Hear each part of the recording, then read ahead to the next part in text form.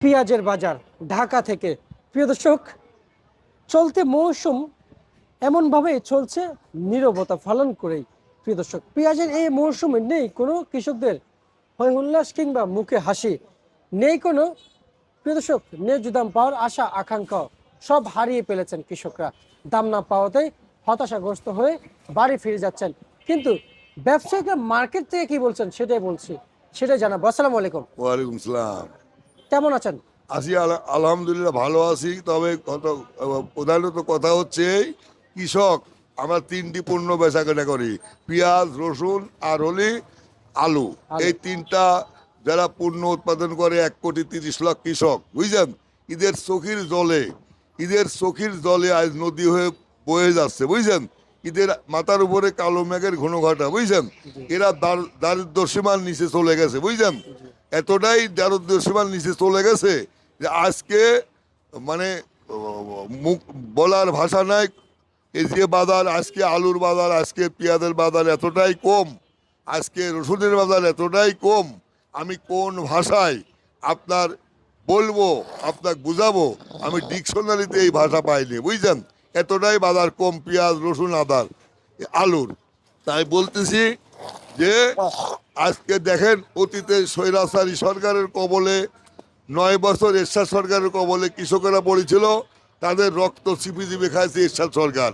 তারপরে 15 বছর স্বৈরাচারী সরকারের কবলে পড়ে কৃষকেরা তাদের রক্ত দিয়ে একরকম বেঁচে আছে। আচ্ছা। বা এবার যে সরকার বর্তমান ক্ষমতায় আসতেছে, উনি নির্বাচনী ইশতেহারে ঘোষণা করে যে উনি কৃষকের পাশে দাঁড়াবে, কৃষি বিপ্লব ঘটাবে।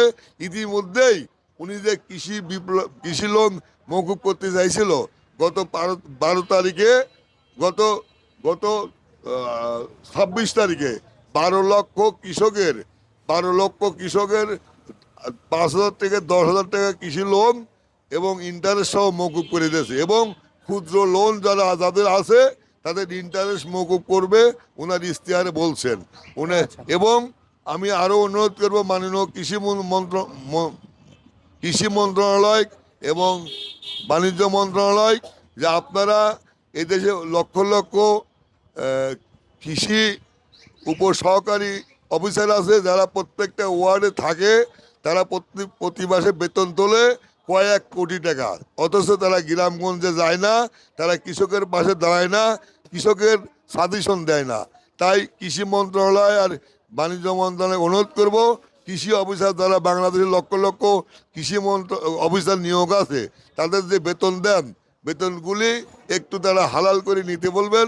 এবং কৃষকের পাশে দাঁড়া, কৃষকের সাজেশন দিয়ে দেশে কৃষি বিপ্লব ঘটা, আমাদের দেশের পণ্য চাহিদা মিটা, বহির্বিশ্বে কৃষি পণ্য রপ্তানি করা হোক। আচ্ছা, আপনি তো জানেন যে আসলে দেশের ভিতরে পেঁয়াজ বিভিন্ন ধরনের উৎপাদন হয়, বিভিন্ন জায়গা বিভিন্ন জেলা থেকে আসে।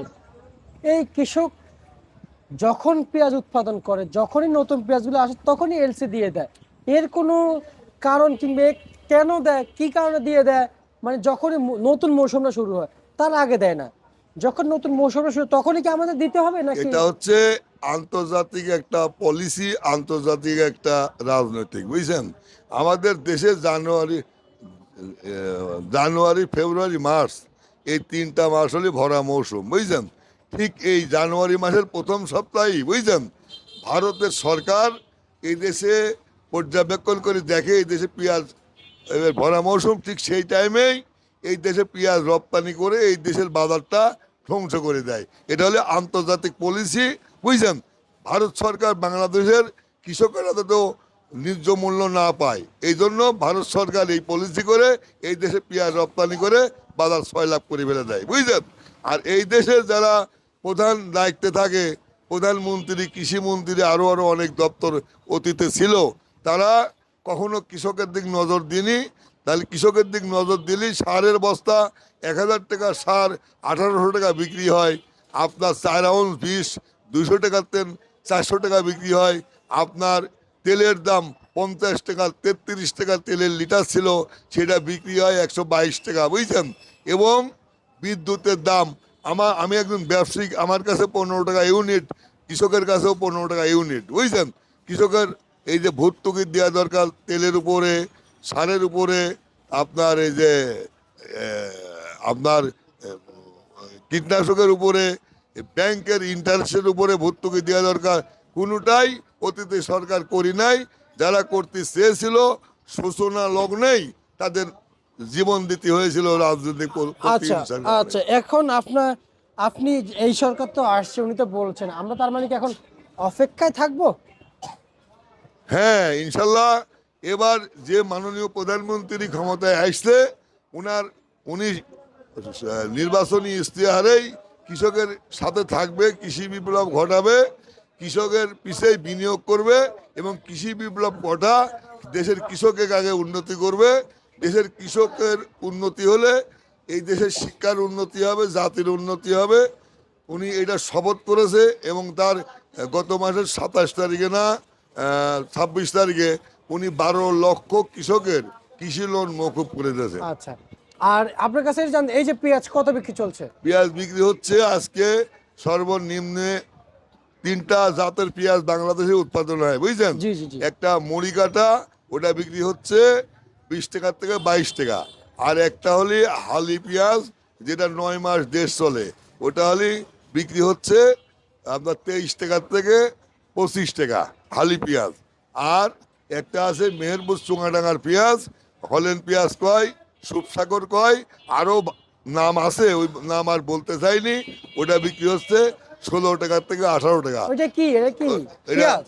পেঁয়াজ হলেন পেঁয়াজ কয়, সুপসাগর কয়, আর ওই দেশের লোকাল ভাষায় কয় ঢেমনা পেঁয়াজ। কারণ হলে সে বিঘা, পেঁয়াজের কেজি চলছে কত? হ্যাঁ, ওইগুলো বিক্রি হচ্ছে 16 টাকা থেকে 18 টাকা করে। আর মুড়ি কাটা? মুড়িকাটা বিক্রি হচ্ছে 20 টাকা থেকে 22 টাকা। হালি পেঁয়াজ কত বিক্রি চলছে? আলু পেঁয়াজ বিক্রি হচ্ছে 23 টাকা থেকে 25 টাকা। বাজারে আলু কত টাকা বিক্রি আলু চলছে? বিক্রি হচ্ছে 10 টাকা থেকে 11.5 টাকা। আর রসুন কত বিক্রি চলছে? রসুন 35 টাকা থেকে 42 টাকা। আচ্ছা, আলুর বিষয়টা জানাবেন, আলুর যারা কৃষক তাদের কি অবস্থা? আলুর কৃষকের ভয়াবহ অবস্থা, একদম ভয়াবহ অবস্থা, এবং দ্বার প্রান্তে পোষা গেছে, বুঝছেন। আচ্ছা, 1 বস্তা আলু উৎপাদন করতে 700 টাকা 800 টাকা খরচ হয়, কিন্তু বেচা হয় 300-400 টাকা, বুঝছেন। 1 বস্তা রসুন, 1 কেজি রসুন উৎপাদন করতে 70-80 টাকা খরচ হয়, বিক্রি হচ্ছে 35-40 টাকা, বুঝছেন। আলু, পেঁয়াজ আর রসুন, এইটা 3টা পণ্য, বুঝছেন, অতি সত্বর বাণিজ্য মন্ত্রণালয় বিদেশে বাজার থেকে রপ্তানি করলে কৃষকেরা অন্তত ন্যায্য মূল্যটা পাইতো, বুঝছেন। আচ্ছা, আচ্ছা। আর যদি বাণিজ্য মন্ত্রী এরপরে পদক্ষেপ না নেয়, যে অবস্থায় আছে এই অবস্থা যদি বাজার থাকে, তো কৃষকের অবস্থা এবং দারিদ্র্যর শেষ পর্যায়ে পৌঁছা গেছে, বুঝছেন। এখন কৃষকের আগে যদি উন্নতি করতে পারে তাহলে দেশের উন্নতি হবে। আর আচ্ছা, কৃষকের আচ্ছা, জীবনে উন্নতি না ঘটালে দেশের উন্নতি হওয়া সময় লাগবে।